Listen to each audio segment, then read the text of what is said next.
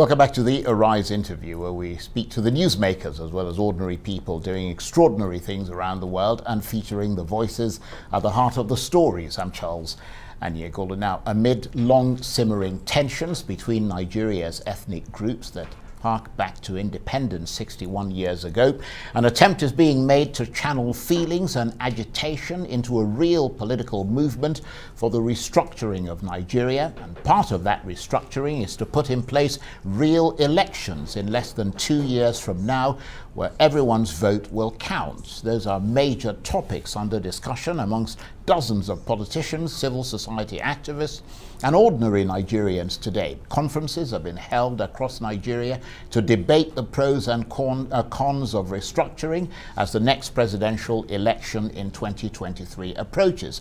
And ahead of all that, voters in Anambra State go to the polls in November later this year for governorship elections, and this is a ballot that's being keenly watched.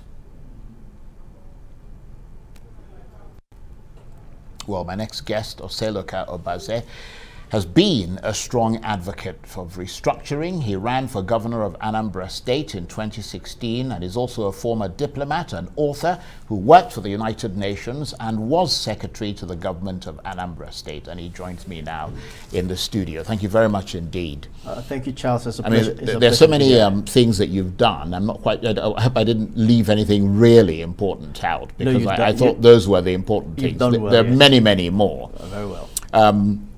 But how are the competing political parties, you're part of the PDP, shaping up for the race, not only in Anambra State, but in 2023, the presidential election?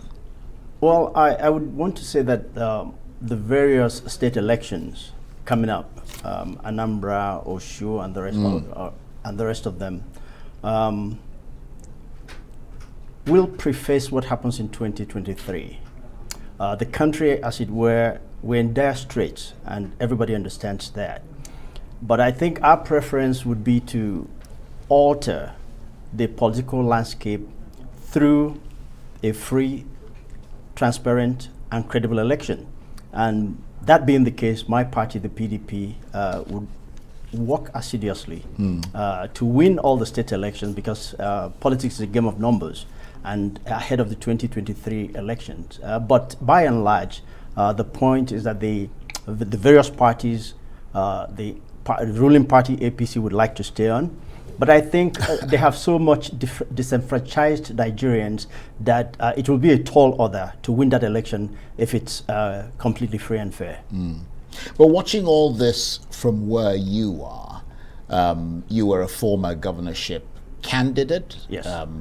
You've been an international, person with the United Nations and all the rest of it. You've also been at the state level, not only as a candidate, but as secretary to the government. So watching all this, what trends do you see in terms of where Nigeria is heading as 2023 approaches?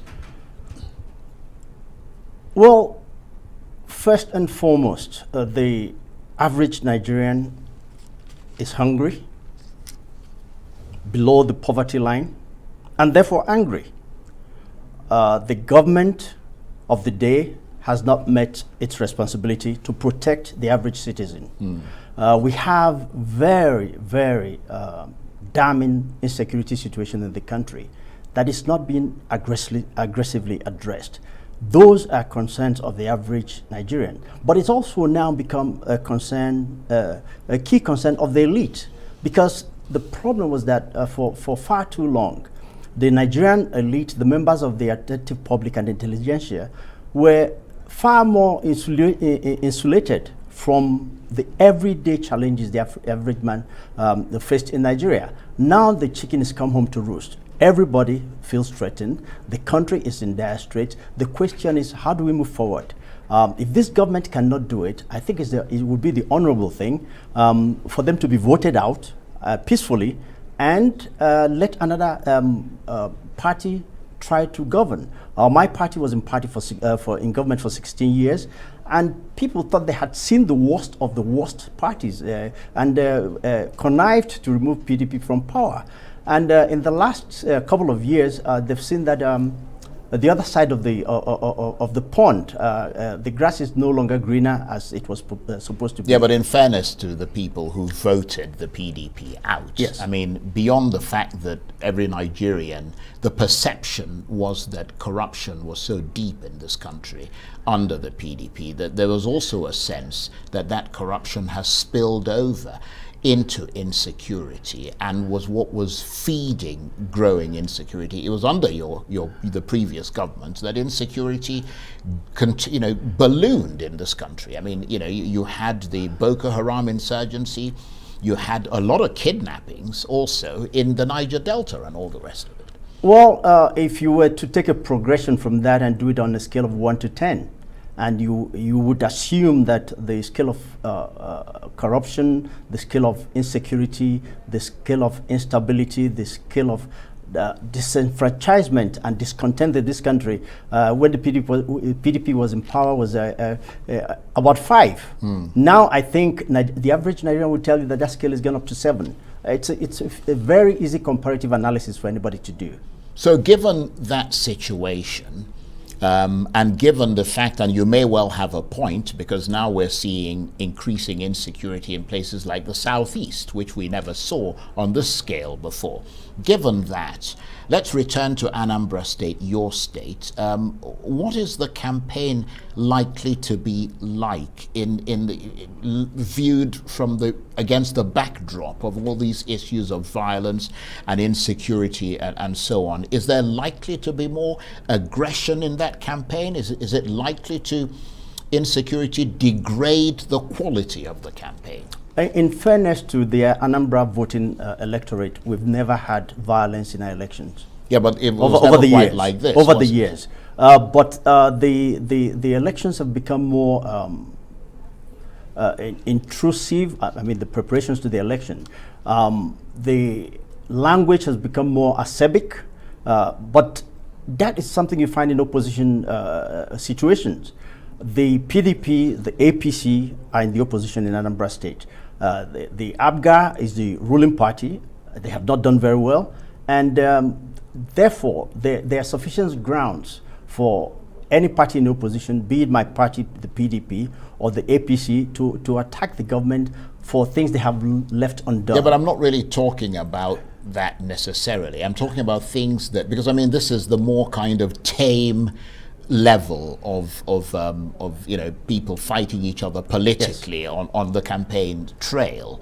I mean, what I'm talking about is all the violence that we're seeing that is not coming from the political parties, yes, presumably, but it's coming from somewhere else. The yes, separatist agitation, yes, the people being killed and attacked and so on, that a lot of people don't have any control over. Well, let's put the responsibility where it lies squarely. We have a ruling government in power at the federal level, the APC government. They must take full responsibility for that. But having said that, the issue of insecurity in the Southeast is almost a novelty. We didn't have this insecurity a couple of months back.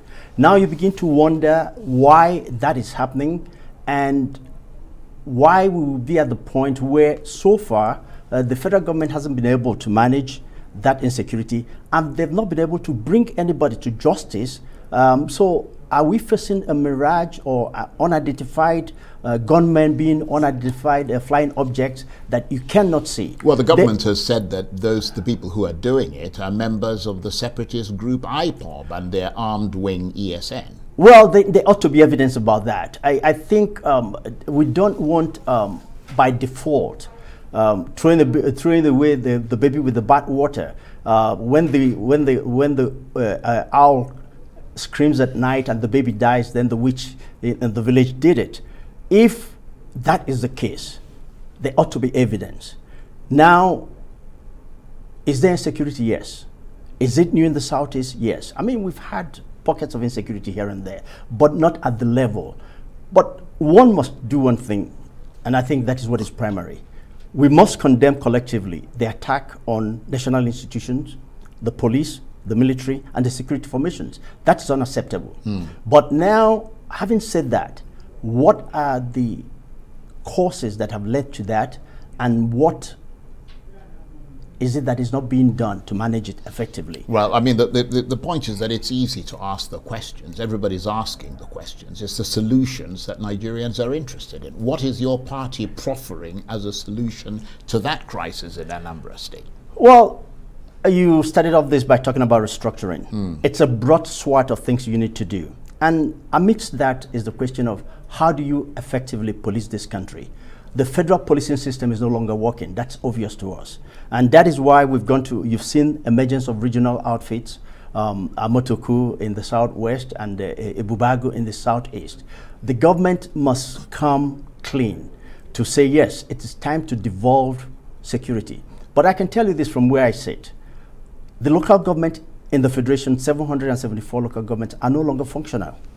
And you cannot divorce security in its entirety from the local government if you don't have security at the grassroots, where the divisional police officer can say, yes, we know who the criminals here are, we know who the good guys are in our local government, then you begin to have a problem where you cannot manage it. It is risky, rather risky, to try to tell a guide and manage security across the country from Abuja.